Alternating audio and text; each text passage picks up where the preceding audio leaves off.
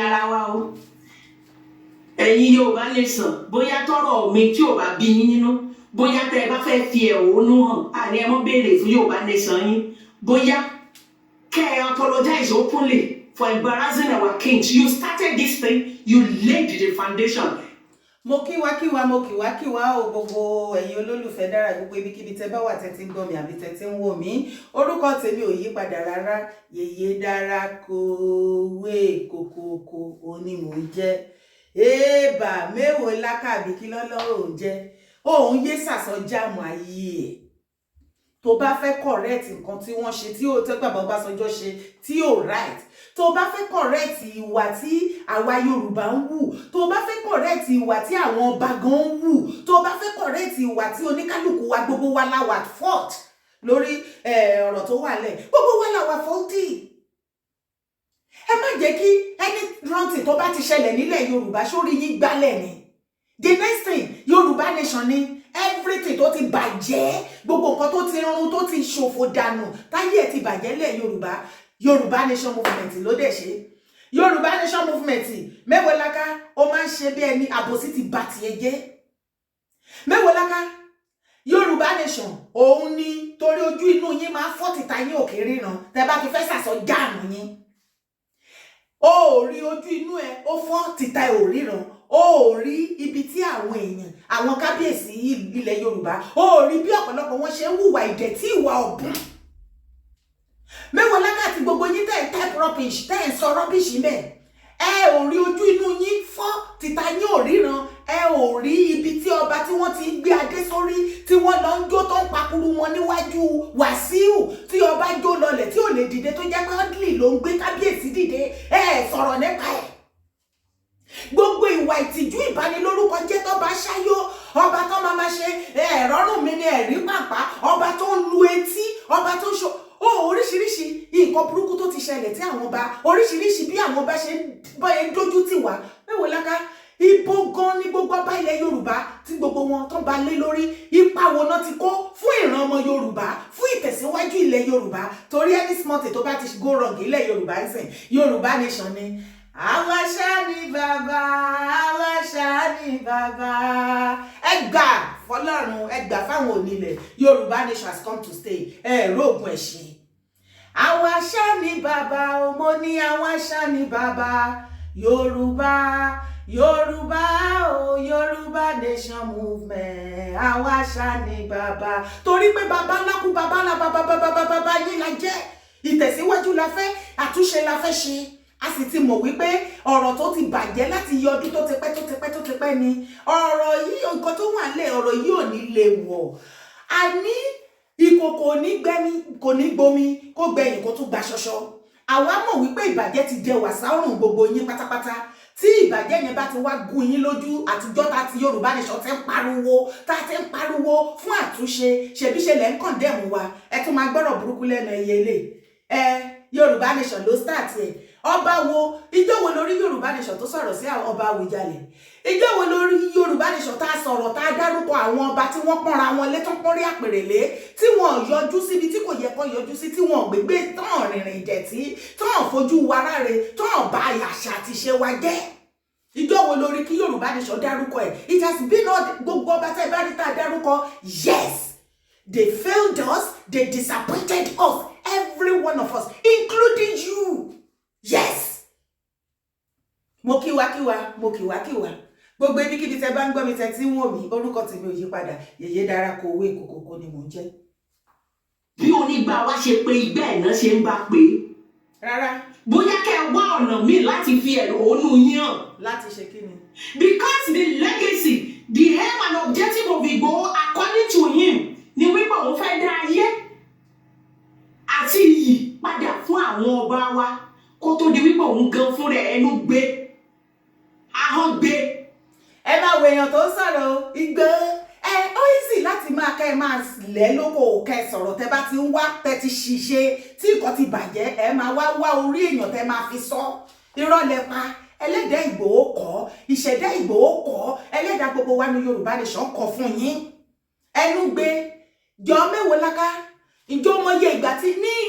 ẹnu ìgbà tó bẹ̀rẹ̀ show tó bẹ̀rẹ̀ sí ní bugijẹ lórí social media ǹjẹ́ mo yẹ show tó ti ṣe tẹ́nu ti gbé ẹ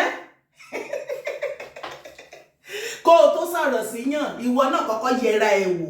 mo bí ẹni of recent ìṣọmọye mídíà tó jáde fún ẹ pẹ̀lú advice òfò àti sọnù tó ń fáwọn èèyàn lórí social media ǹjẹ́ o lè káyé ìgbà tí ẹnu ti gbé ẹ Mewolaka ìwọ tó jẹ́ gbogbo wa jọ wà commoner person ni wá a belong síbì kankan ṣùgbọ́n ìlérí Olúwa ń ṣe nínú ayé wa a tọrọ jẹ a tọrọ mu a wà kísà lára èèyàn láwà a lè má lówó bíi ti Dangote ṣùgbọ́n Ọlọ́run jẹ́ ẹwà rẹ̀ nínú ayé wa jọ nítorí Ọlọ́run ní pé o kàn bọ́ sórí social media o kàn ń sọ̀rọ̀ ǹjẹ́ o mọye ìgbékùgbé ẹnu tó o ti gbé ọ̀rọ̀ burúkú tó ti jáde lẹ́nu ẹ advice òfò ọ̀rọ̀ tí kò yẹ kó jáde lẹ́nu ẹ tó ti jáde mélòó ni tán bá ti wá fún ẹ ní reply ẹ o mọ bó ṣe máa ń gbé everybody ṣépè o mọ bó ṣe máa ń bú everybody ìwọ tó ò tí ì débì kankan nìyẹn o tó ò tí ì ní kankan tó ò tí ì síbi kankan tó ò jámọ́ nílẹ̀ Yorùbá o ìwọ ṣì nìyẹn lórí ọ̀rọ̀ social media o ti sàsọ jáàmù o ti tiná bọlé kò sí nǹkan tó ò tí ì bàjẹ́ ẹ jẹ́ kó rí máa pé náà Mewolaka jẹ́ kí orí kó máa pé jẹ́ kí orí ẹ̀ kó máa pé tó bá fẹ́ sọ̀rọ̀ máa wò wípé Yorùbá nation kì í ṣẹgbẹ́ ńlá babaláku babalaba bàbá ẹ̀ ó ti pẹ́ tó ti máa ń ṣe ìwọ bébì yìí bọ̀ nílé tó wá ṣe yìí ó ti sàsọ jáàmù tí Ọbásanjọ́ bá ṣe bàbá Ọbásanjọ́ bá ṣe nǹkan tí kò dáa ẹ jẹ́ ká bẹ́ràn wí kì í ṣe bàbá Ọbásanjọ́ nìkan la máa bá wí àti àwọn ọba tí wọ́n disgrace ara wọn disgrace bàbá Ọbásanjọ́ ni gbogbo wa ń rí níta ẹjọ́ nítorí Ọlọ́run ṣáwọn ọba tó ti disgrace ara wọn láti nẹtí gbọgbọrọ ṣáwọn ọba tí wọn pọn ṣé Mewolaka kì í gbọ́ bá ṣe ń pariwo lórí social media ẹ̀yin ọba ẹ pọ́nra nílé ṣé ọba tí ò respect adé tó dé sórí tí ò respect orí ara ẹ̀ tí ò respect àpèrè tó jẹ́ pé ibi tí àwọn commoner person gan tijú tí wọn ò lè lọ wàá rí ọba A-list ọba wàá rí bẹ́ẹ̀ ijó wo lórí tí wọ́n fi ọba of Benin tí wọ́n fi ń ṣe yẹ̀yẹ́ àbí àwọn ẹ̀mí àwọn nínàtì tí wọ́n fi ń ṣe yẹ̀yẹ́ torí àwọn bá yẹn pọ́nra wọn lé ní sórí àwọn ẹ̀mí àwọn kó máa ṣe yàmàyàmà bí tọ́ba ilẹ̀ Yorùbá Mewolaka àbòsí bá tiẹ̀ jẹ́ ọkọ tó wá o rò bóyá tó bá sọ bẹ́ẹ̀ wà á rí lára àwọn kábíyèsí tá gbé ẹ sílé kò má tà á torí mi mọ̀kọ́ tó fara dáradára nígboro ẹni ẹ̀ tó bá mọ̀rọ̀ sọ tó bá fẹ́ sọ̀rọ̀ must you mention Yorùbá nation must you mention Igboho ikú Yorùbá nation ló máa kú gbogbo yín tẹ́ ní ẹ̀ ní jẹ́ kí Yorùbá nation kó ká gba Yorùbá nation tẹ́ ẹ̀ bá fẹ́ kàn gbà lójú yín kó jẹ́ dòdò náà lẹ́yìn yín wá sì gbà tẹ́ ẹ bá lọ́mọ tẹ́ fi sílẹ̀ sáyé lọ wọ́n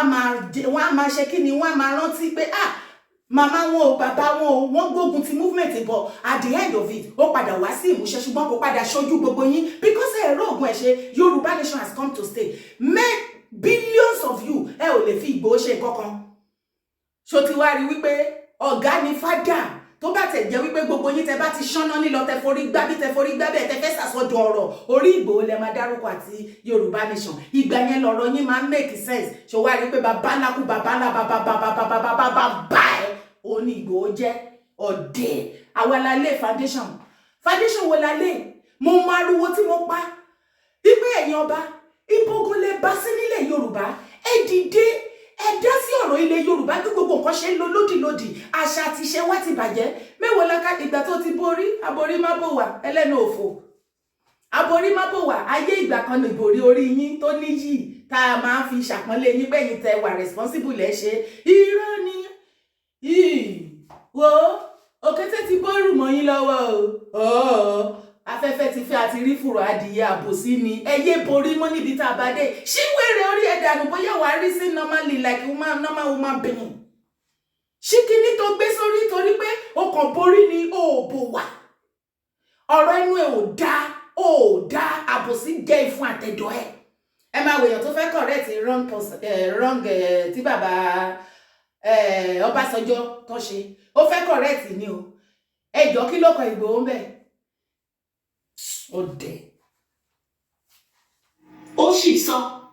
ìwọ ló sì sọ don't apologize o ìwọ ló máa sì sọ Mewolaka ó ti sì sọ ó ti sì wí ẹ̀yin èèyàn mi ẹ bá mi fún Mewolaka jẹ ní abẹ́ fídíò yìí sórí ó ti pẹ́ tó ti máa ń ṣe ṣòwárí this time around ó ti fẹ́ gégi ó ti gungi ó fẹ́ rébọ́ ó ti gungi aládìí tá abájọ tẹsẹ̀ kan náà bọ́ lórí social media yìí ó dẹ̀ máa sú ẹ̀ gan-an Mewolaka ó máa ṣe bẹ́ẹ̀ ni pé ọ̀rọ̀ bẹ nígboro ẹnu ẹ̀ àbí àwọn ọ̀rọ̀ burúkú kan wà nígboro ẹnu àwa kan tó jẹ́ pé tá a bá sọ bí ìgbà tá ti ná bọlé ni ayé ẹ̀ máa rún tó o bá wá lọ síbi lórí ọ̀rọ̀ Ìgbòho ajẹnu ẹ̀ ayọ̀dọ̀ ẹ̀jẹ̀ ìwọ ló máa ṣì sọ ó ti ṣì wí pẹ̀lú ilé tó sọ yìí náà ó ti ṣì sọ báyìí ó sì ti ṣì wí báyìí ẹlẹ́dàá Ìgbòho á sì jí á jẹ́ níyà ó dẹ̀ pé ìwọ ló máa jẹ́ scapegoat nínú mátà tó wà lẹ̀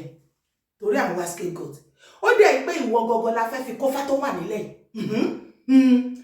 a ní di scapegoat gbogbo ẹ̀yin tẹ́ máa ń ṣẹnu gbọ́gbọ́gbọ́gọ́ sí Ìgbòho àti Yorùbá nation àsìkò tí súnmọ́ nísìnyí tá máa fi lára yín tá máa fi kófá tó wà lẹ̀ tá máa fi pàrokò ibi ránṣẹ́ sẹ́yìn tó kù ẹ̀yin onídẹ̀tí ọmọ àlè tó kù a máa ranjú wọn a máa ranjú bọ̀ gbogbo jújújújújújújújú nǹkan tó yẹ kó sọ̀rọ̀ kó wúyàn lórí a máa ṣe àbòsí a máa lọ aláìfẹ́sì òfò desperado. But ẹ̀yin tẹ́ wá lé tẹ̀lé ẹ̀ ṣe control mọ́ Koiki bú ọba Aláké ojoojúmọ́ lẹ́ ń gbé Olúwo ṣépè bóyá kẹ́ ẹ ní sùúrù. Will you shut up your mouth if you don't have anything reasonable to say? Shut it up. Kò jẹ́ dandan kó sọ̀rọ̀ tó o bá mọ àárín yẹn ṣe rí àwọn alábòsí ara àwọn tí kò jẹ́ kílẹ̀ Yorùbá ó tòrò lélẹ́yìí ẹ̀yin ọmọ agbára burúkú lẹ́nu ẹyẹ dìdìrìn oníkẹ́ àwọn tó ń tẹ̀lé Ìgbòho wọn ṣe mú wọn ṣe control etí ẹ ló dì ó mọ̀ pé tí inú ẹ ò gbọ́ràn débi títí ta ẹ máa gbọ́ràn torí tó bá yẹ pé méjèèjì ń work together ni wàá máa gbọ́ ọ̀rọ̀ tí o ò gbọ́ bí Olúwo ṣe ń bú àṣà tó ń bú ìṣe tó ń bú ìṣẹ̀ṣe ni kọ́ọ̀mù Mewolaka má jẹ́ kí n máa ní feelings pé ó ń support àwọn mùsùlùmí Ìlọrin against Tani Ọlọ́run pẹ̀lú ìwà tí wọ́n hù sí Tani Ọlọ́run so ṣé ìwọ náà wà lára wọn torí pé o ti borí ipe o borí Mewolaka fashion lásán ni it's just a mere fashion lẹ́yìn fashion tẹ́ fi ṣe kò tún sí nǹkan míì ó jẹ́ tú wèrè orí ẹ̀ kó jẹ́ kátẹ́gùn gbá sí ẹ lọ́pọlọ kó reason normally tí Koiki tó bá sọ̀rọ̀ sí Aláké ṣé ìgbà tó sọ̀rọ̀ sí Aláké ṣé ó ṣe àlàyé ìdí tó ṣe sọ̀rọ̀ sí Aláké ọ̀fẹ́ gbà ṣé ó sọ ẹyọ ìgbà tí Koiki wá sọ yẹn ó wá sọ wípé Ìgbòho ló rán òun kí ni ìdí tí gbogbo wa fi ń pariwo tá ṣe kanra mọ́ àwọn ọba ilẹ̀ Yorùbá à ń kanra mọ́ wọn wípé a ò ní àgbààgbà nílẹ̀ Yorùbá yàtọ̀ fún pátítà tí rí àwọn ọba nílẹ̀ Yorùbá àti ká tún rí wọn lábùjá kọ́ máa àbí ọ́fíìsì káàkiri kí wọ́n máa lé kọ́ńtrátì káàkiri kò síbi tí wọ́n gbà ju tó fi wúlò fún ìran Yorùbá kò sí irú ìyà tó jẹ ọmọ Yorùbá tá a rí ọba kan tó dìde sí gbogbo yín tẹ́ gé spíkà pátápátá ẹ lè máa sọ yàtọ̀ fún ìyá Ẹsábọ̀dù nìkan ló máa ń kó fún àwọn ọba yẹn tó máa sọ òtítọ́ ọ̀rọ̀ fún wọn pẹ̀lú òtítọ́ ọ̀rọ̀ tó sọ fún wọn wọ́n sọ fún wúmà yẹn kó má wá sí Nàìjíríà mọ́ gbogbo wa tá bá ti sọ òtítọ́ ọ̀rọ̀ fún wọn wọ́n á ní ká má wá sílé mọ́ ẹ wo bí ilẹ̀ Yorùbá ṣe dì ṣáwa bá yín gbé bẹ́ẹ̀ ẹ wo bẹ́ẹ̀ ṣe bá yé gbogbo ilẹ̀ Yorùbá jẹ́ Mewolaka mélòó ló fẹ́ dá sí ọ̀gá ẹ MC àpàyàn MC gbẹ̀mígbẹ̀mí MC mẹ̀jẹ̀mẹ̀jẹ̀ ẹyọ ṣe bó ti rí ṣe bí ẹyẹ èèyàn ṣe bẹ́ẹ̀ rí títà ló pèsè orí show mi tó ní asfalt tí Tinubu àti MC bá ṣì wà ní Nàìjíríà kò sọ́lọ́pàá tó lè harass àwọn ẹyọ ìjọba muslim ticket àwọn muslim ticket ń dà àwọn Mewolaka aborí má bò wà ẹ̀yin lẹ bà ilẹ̀ Yorùbá jẹ́ ṣáwa wà ńbẹ̀ ni ẹ̀yin lẹ bà jẹ́ oníkálùkù yín ṣe bó ṣe wù yín tó bá ti gbowó fún yín ẹ bẹ̀rẹ̀ sí ní sínwín kiri ilẹ̀ ẹ bẹ̀rù MC títí torí kó má pa yín torí kó má bà yẹ yín jẹ́ kó má pa fámìlì yín kó má pa yín àti kó lè fún yín lówó ó fún yín lówó náà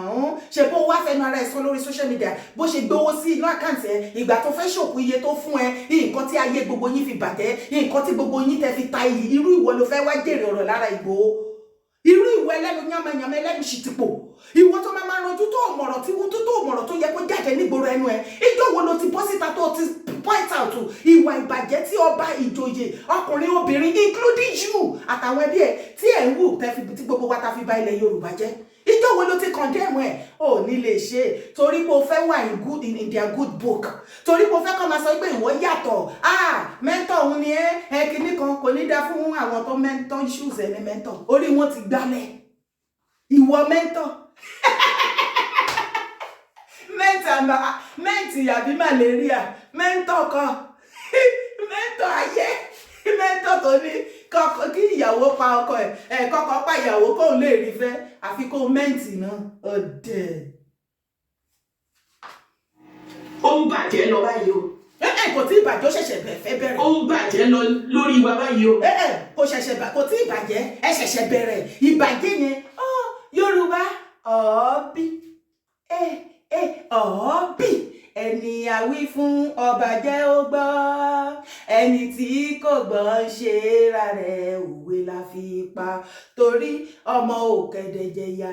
olóhùn gbọ́ ẹ̀bà táwa ní ti ṣàtòkọ ẹ sọ fún wa ká gbọ́. Ṣé bá pariwo títí tí ẹjẹ́ àṣebẹ́ ẹjẹ́ àṣebẹ́ ẹni rárá náà kò tí ì yá ẹjẹ́ àfọwọ́sowọ́pọ̀ ká sọpọ́ọ̀tì Tinubu Awólọ́wọ̀ òde bẹ́ẹ̀ iyọ̀ Abíọ́lá òde bẹ́ẹ̀ gbogbo nǹkan tó bá máa gbà ní káfíṣú ẹ sọ títí ẹni ọ̀tá Yorubaland ní àwa Yorùbá nation. Ìgbà tẹ́ ẹ fọ́ọ̀sì Tinubu síra yín lọ́rùn tẹ́lẹ̀ ní ló kàn á ó market Mewolaka ilé mélòó lòun fún ló jẹ lóòjọ́ ní èdè toró wà lára àwọn tó kàǹpé tó síwín dànù lórí social media yìí tí gbogbo yín dàbò wá gbogbo ọ̀nà tá à ń gbà gbogbo ẹ̀lẹ́ ń block tẹ́ frustrate effort everybody wa how market wọ́n gba oúnjẹ lẹ́nu yín wọ́n gba mọ́tò nídìí yín gbogbo yín wá di rédèrèdè wá di rádaràda kò wá sí iṣẹ́ mọ́ business ò lọ business ò tà mọ́ Nàìjíríà kò sí iṣẹ́ mọ́ kò sí anything the only thing tó kù fún the whole Nàìjíríà àtàgbà àtọmọdé àtọkùnrin àtobìnrin yín is social media. Mewolaka I get work you mo níṣẹ́ so mi sí lára àwọn tó jẹ́ wípé social media make my life. Iṣẹ́ ọwọ́ mi bàbá jẹ́ kó tó mi jẹ o jẹ́ kó tó mi jẹ kó tó mi jẹ dọjọ́ alẹ́ mi. Ìwọ̀nba tí mi bá lè rí ṣe ni mo ṣe that is why kò sí dodododo òde kankan lọ́dọ̀ tèmi I do my best and leave the rest. Gbogbo yín ní Nàìjíríà orí social media ẹlẹ́dẹ̀ tí ń pawó nísìn social media ló wá padà fóúnjẹ sí family yín lẹ́nu and that is why ṣe ti rí kó àwọn ọ̀dọ́. Mewolaka ọgbọ́n nípa ikú Mohbad ìkan lára àwọn brothers lára àpòtẹ́ ṣe kan gbogbo wọn pawọ́pọ̀ sórí bó ṣe waste product yẹn dànù sórí bó ṣe pa Mohbad dànù nítorí pé rí pé glory ọmọ yẹn ń lọ sókè wọ́n kún ẹ̀ṣẹ̀ ẹ̀ wọ́n bomi paná ọmọ yẹn Mewolaka mi ì tí ì rí kó condemn àwọn tó ṣe àbí ṣó ti ṣe ara ibi tẹ́ ẹ bá ilẹ̀ Yorùbá jẹ́dẹ́lẹ́ nìyẹn. Mewolaka come out and speak so òtítọ́ fún gbogbo àwọn èèyàn bí ilẹ̀ Yorùbá ṣe kan gógó bí àwọn MC ọmọ agbèrò àwọn ọmọ Tinubu gbogbo ẹ̀yin Tinubu kọ̀kọ̀ sí bẹ́ẹ̀ ṣe bẹ̀rẹ̀ sí ní fi ayé ní gbogbo ọmọ Yorùbá lára ní Lagos State àgàgà kò sí kankan ara ti ní everybody pátápátá àwọn agbèrò MC ti ya wèrè sígboro àwọn agbèrò NURTW wọ́n ti di wèrè sígboro ṣe ni wọ́n pa kúkúrú tó pa gúngùn MC ti di wèrè. Gbọ́ nípa lọ́yà tó ní òun sọ ọ̀rọ̀ lásán lórí ọ̀rọ̀ MC wọ́n yọ kúrò nínú NBA WhatsApp group wọn that is the level wípé àwọn criminal ló rúùlù Nàìjíríà Dino Melaye sì ti sọ ó ní president Tinubu tó bá ti lè win ó ní ìjọba àgbèrò ni wọ́n máa pààyàn ṣeré ni wọ́n máa fìyà jẹ èèyàn ṣeré ni Rẹ̀mí Tinubu Bọ́lá Ahmed Tinubu Ṣèyí Tinubu Àtàfọláṣadé Tinubu ṣe fẹ́ sọ wípé ẹ̀gbọ́n bí gbogbo àwọn ọmọ agbèrò tí bàbá yín gbẹ́lẹ́ yín tí wọ́n fẹ́ yín gé wájẹ́ tó fara ní àwọn aráàlú bó ṣe ń bá kúkúrú sùn náà bá gúgú sùn ní Lagos Island eku òkè bí eku ẹyẹ òkè bí ẹyẹ oníkálukú ń gbé pẹ̀lú ìfòòró wọn ò lè sinmi wọn ò lè rìn kán díjú wọn ò lè sùn kán díjú sórí bọ́n bá ń jáde pẹ̀lú ìbẹ̀rù wáyà ní nǹkan tí àwọn ọmọ agbèrò tí Tinubu tó rèsì sí Lagos State gbogbo ilẹ̀ Yorùbá tí wọ́n ṣe kò sí wọ́n tẹ̀ ń jẹ́ kó yé wa wípé kò sí bàbá lọ ọlọ́pàá tó lè mú wọn. Mewolaka mi ì tí ì rẹ kó bọ́ síta kó sọ̀rọ̀ nípa ìyẹn ṣé àwọn tó ń lé lára àtàwọn tí wọ́n wéṣẹ̀ ní wọn lójoojúmọ́ tí wọ́n lè dé pé wọ́n kì í ṣe ọmọ ilẹ̀ Yorùbá ni or do you think you are more Yorùbá than any one of us? Kí ló dé Mewolaka ṣé o ti wá rí lórí eléyìí tó wá ṣe yìí ó máa wá jẹ́ tán gbogbo ẹ̀ ní Yorùbá nation tí ẹ ò bá lè kí ọwọ́ bọ ojú Mewolaka this time around kí ẹ jẹ́ ká fi ṣe pàṣọ fún àwọn tó kù enough of this girl. Mewolaka ṣé o ti wá rí gbogbo làlà kókó fẹ̀fẹ́ ó ti wá tó gẹ́ báyìí lórí ọ̀rọ̀ Yorùbá nation àti tìgbò ó ti gégi nígboro ó ti gáge mọ́ this will be the last time tó máa tó dárúkọ Ìgbòho Sorry, I don't máa mú nǹkan lẹ̀ lórí social media. If you don't leave that guy, leave him alone. Oh, jọ mi rí kó sọ̀rọ̀ nípa auxiliary. Hello, ṣọpọlọ ń dọ̀l ni. Mewolaka, àbò fẹ́ sọ wípé o gbọ́ bí auxiliary ṣe ń pa kúkúrú tó ṣe ń pa gúngùn níbàdàn. Ìgbà tó ń pa kúkúrú tó ń pa gúngùn tí wọ́n pariwo ṣebí Governor Makinde keep quiet níbẹ̀ ni pé alálàlálá kò sí nǹkan tó kàn wọ́n. Ẹ̀mí àwọn èèyàn ò kàn wọ́n. Ìgbà tó jẹ́ pé gbogbo wọn ti yí wọn ní fún dìndìnrìn àwọn ọ̀tẹ̀ bá ti yín jẹ́ nílẹ̀ Yorùbá. Wọ́n sọ fún yín ọ̀nà àbáyọ fún yín. Ẹ jẹ́ ká ṣe bẹ́ẹ̀ bẹ́ẹ̀ ni wípé irọ́ tó bá ṣẹlẹ̀ tán wọ́n sọ wípé ẹ̀yin ò sí lára Yorùbá. Nítorí ọ̀tẹ̀ ẹ kóra yín jọ lógúnlógún. Abẹ́fẹ́ sọ wípé ẹ mọ̀ bí auxiliary ṣe ń pààyàn. Ṣe bẹ́ẹ̀ pariwo ṣebí Makinde ò sọ̀rọ̀. Ìgbà tó ní ìdìbò second time ṣó yẹ kó ká rí ẹnikẹ́ni nínú yín tó máa bọ́ síta pé fẹ́ fún ní second time. Ṣùgbọ́n tó bá ti fún yín ní pure water àbí 500 naira àbí anything wọ́n á kó yín lọ bẹ̀ yín dìdìrín òpònú. Ìyà ò tí ì jẹ yín Nàìjíríà. Ìyà yín lẹ̀ ṣì ń jẹ. Téèyàn bá ṣì ń jẹ ìyà ó ì máa rí bí yìí sí. Ṣé rí very soon ìyà máa jẹ yín kú ní tí ìmọ̀ kankan fẹ́ la ṣẹ̀ṣẹ̀ fẹ́ bẹ̀rẹ̀. Ó sì máa tó stage kan ní rówó ra data mọ́.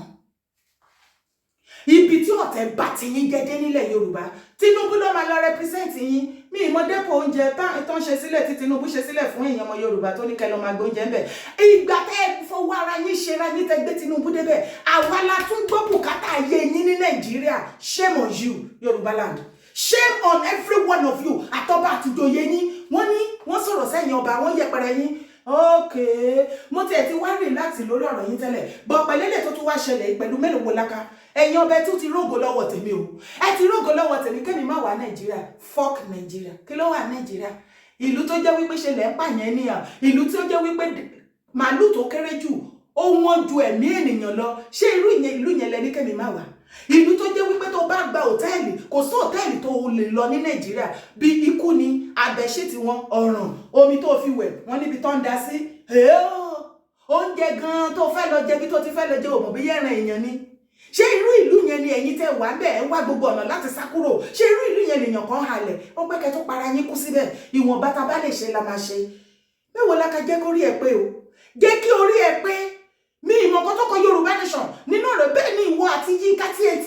ṣé ẹ̀ẹ́mẹ̀tì ni àbí malaria ló mú yín? Any small thing bí yẹn náà any small thing wàá máa gbé Yorùbá nation ló start ẹ jẹ́ kí orí yín kó lọ fa epo. Tẹ́ bá fẹ́ kí social media kó jọ gbà wá ẹ lọ ṣọ́ ara yín. Okay, Yorùbá nation ló sọ pé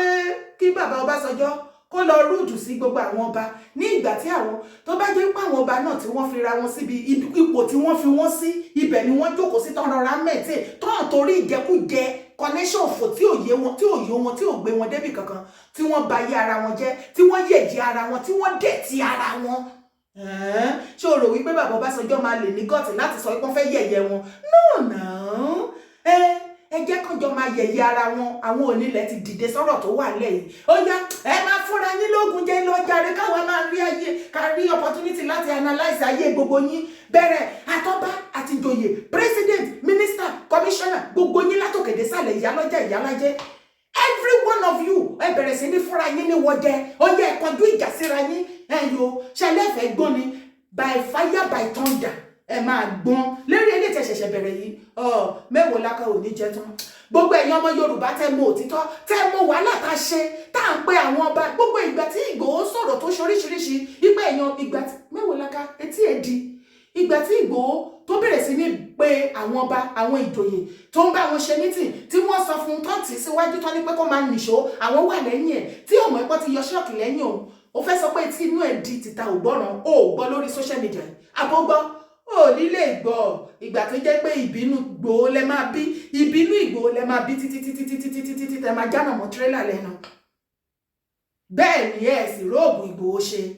Yorùbá nation babalá baba yín ni Ìgbòho babalá kú babalá baba bá ẹ ni. Yes, sọ̀rọ̀ nípa MC tó lọ rọ́ọ̀pù Bàrúwá ní Àbújá tí wọ́n lọ kó àwọn ọ̀pá àti oríṣiríṣi nǹkan burúkú tó lọ rẹ́ǹtì àwọn boys tí wọ́n kó nǹkan burúkú sí wọn lé wọn lọ́wọ́ tó kó wọn lọ sí Àbújá tí wọ́n wá sọ wípé kí wọ́n wá àtáàkì wọn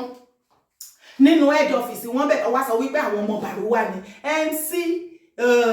Mewolaka sọ̀rọ̀ nípa ọ̀gá MC apàyàn olè ọgbàyàláyà gbalẹ̀ onílẹ̀ kò sí ojúmọ́ kan kẹ́jẹ̀ kó kẹ́ sí má mẹ̀jẹ̀ ó máa mẹ̀jẹ̀ ṣáá ni bí a kò bá wa ṣàlàyé ìyẹn náà ó ti ṣetán orí social media fẹ́ lanà èdè ẹ̀yin ọba ẹ kú lé o kókókó kábíyèsí o gbogbo orí adé ilẹ̀ Yorùbá ṣé mo tiẹ̀ ṣiṣẹ́ iṣẹ́ òfin yín lánàá tí mò ń pìtì yín Mewolaka ti wá jẹ́ ó ti wá yí pé fún yín ẹ wúlò fún wa náà tẹ́lẹ̀tẹ́lẹ̀ olúwo tó ń jàjà ẹ̀sìn tó lóun fẹ́ pa ìṣẹ̀ṣe rẹ́ ṣe ti wá rí pẹ̀lú rí ìṣẹ̀ṣe parẹ́ ṣe ti rí gbogbo nǹkan tí Yorùbá nation pariwo gbogbo nǹkan tá pariwo tá jàlé lórí pa fẹ́ ṣe pé kọ́ ti bàjẹ́ gbogbo ẹ̀ náà ló ti ṣe ti wá ṣẹlẹ̀ sìn ẹ rí bí Ọlọ́run ṣe ń ṣe ẹ wá fẹ́ tún yí ẹ fẹ́ yí kò dé Mewolaka jẹ́ kó rí ẹ pé màá sọ eléyìí màá dúró ná níbí ná torí mi ní fẹ́ kí fídíò yìí gùn jù ẹ̀yin tèmi ẹ jọ̀ọ́ torí Ọlọ́run tó o bá mọ òtítọ́ ọ̀rọ̀ bí nǹkan ṣe ń lọ ṣé Yorùbá nation ló ní kí bàbá Ọbásanjọ́ kọ́ lọ rúùdù sí àwọn ọba ṣe bẹ́yìn náà rí pé kò sí ibi tí àwọn ọba ilẹ̀ Yorùbá ti wúlò pátí nìkan láti máa rí wọn àbí ọ́fíìsì kan máa lé kọ́ńtrátì kiri kan gba ìyàwó kan ṣe mọ̀ kan máa ṣe fàájì kiri kan lu etí kan gbé góòdì sọ́rùn kò sí ibi tí wọ́n ti wúlò fẹ́ anybody ṣó ti wáyá ó tún ti get started yẹn Yorùbá nation to the world great Yorubaland great Yoruba nation great Yorubaland great bá mi drop comment sábẹ́ fídíò yìí wá bá mi share fídíò yìí kó kọ Mewolaka lé kó kọ ọ̀hún ọ̀dọ̀ yìí màmá expect reply ẹ̀ bọ̀ mo wù mí pé kó má reply mi ṣùgbọ́n tó bá fẹ́ ó yá jẹ́ ká jọ rólẹ̀ kò sí wàhálà fi vomit Yorùbá nation àti gbó kúrò lẹ́nu ẹ̀ ayé òkàn mi gbogbo yín bẹ́ ṣe yánmayànmá ìdẹ̀tí àánú I must talk they must watch me they must do this they must do that lórí social media mi sí lára yín o jẹ́ kó rí ẹ pé o jẹ́ kí orí ẹ pé